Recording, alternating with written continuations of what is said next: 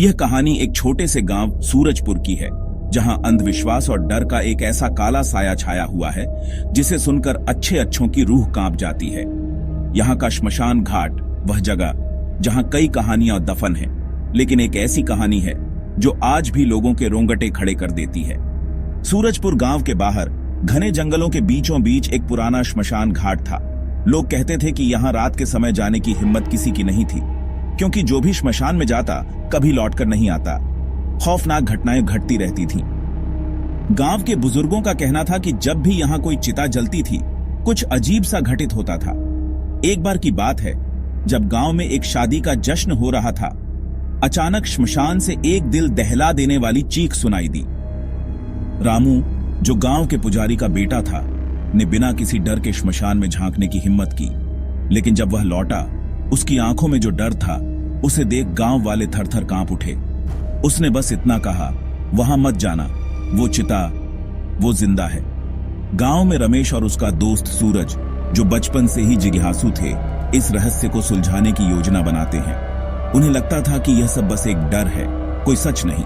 अगर ये सच में कोई खौफनाक राज है तो हमें इसे जानना होगा। लेकिन लोग कहते हैं कि जिसने भी उस जलती चिता को देखा, वह कभी वापस नहीं लौटा। क्या हमें सच में वहां जाना चाहिए?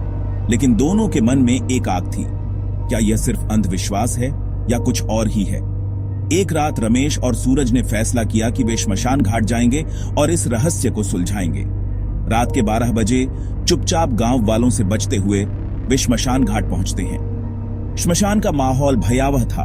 हर तरफ अंधेरा, पेड़ों की शाखाएं हवा में सरसराती हुईं और कहीं दूर उल्लू की आवाज गूंज रही थी। जैसे ही वे अंदर गए, उन्होंने देखा कि एक चिता जल रही थी, लेकिन अजीब बात यह थी कि उसकी लपटें न सिर्फ लाल बल्कि हरी और नीली भी थीं।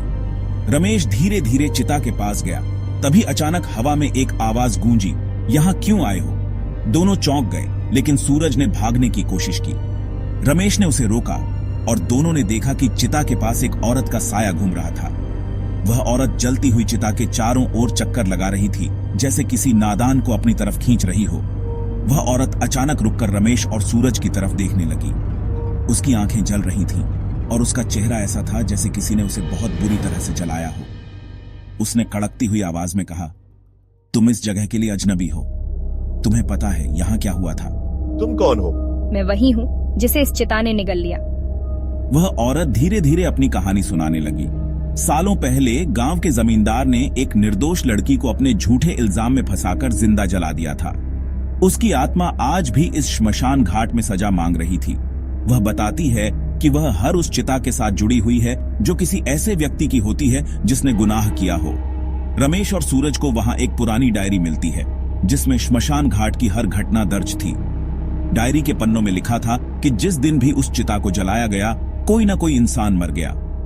इस चिता का असली मकसद था, वह सिर्फ उन लोगों को जलाती है जिन्होंने किसी न किसी के साथ अत्याचार किया हो। रमेश को अचानक अपने परिवार की एक पुरानी बात याद आई। उसके दादा ने कभी कहा था कि उनकी जमीन पर एक लड़की को झूठे इल्जाम में फंसाकर जलाया गया था। रमेश सन्न रह गया। क्या उसके परिवार ने इस खौफनाक घटना में भूमिका निभाई थी? जैसे ही रमेश और सूरज चिता की सच्चाई समझते हैं, चिता की लपटें तेज हो जाती हैं। तुम्हारे परिवार ने ही मेरे दर्द को जन्म दिया था। अब मेरी आत्मा को शांति तभी मिलेगी जब इंसाफ होगा। रमेश को महसूस होता है कि उसके पूर्वजों ने इस अन्याय में हिस्सा लिया था और अब उसे इसका खामियाजा भुगतना होगा। अचानक चिता की लपटें रमेश की तरफ बढ़ने लगती हैं। रमेश, जल्दी करो, हमें यहाँ से निकलना होगा। सूरज उसे खींचकर बाहर लाने की कोशिश करता है, लेकिन रमेश को चिता के अंदर खींच लिया जाता है। सूरज बस देखता रह जाता है। हाथ में सिर्फ एक जलती हुई चिता बचती है। अगले दिन गांव वाले श्मशान में रमेश और सूरज को ढूंढने आते हैं, लेकिन वहां उन्हें कुछ नहीं मिलता, सिर्फ एक और जलती हुई चिता और एक खाली मैदान। कहानी यहीं खत्म नहीं होती। गांव के लोग कहते हैं कि आज भी उस चिता में एक आत्मा जल रही है, जो हर उस इंसान को सजा देती है जिसने किसी के साथ अन्याय किया हो। तो अगली बार जब आप किसी श्मशान घाट जाएं तो ध्यान रखें, हर जलती चिता अपने अंदर एक खौफनाक राज छुपाए हुए होती है। अगर आपको यह कहानी पसंद आई हो तो हमारे चैनल को सब्सक्राइब करें और ऐसी ही डरावनी कहानियों के लिए बेल आइकन जरूर दबाएं। कमेंट करके बताइए, क्या आप ऐसी जगह पर जाने की हिम्मत करेंगे?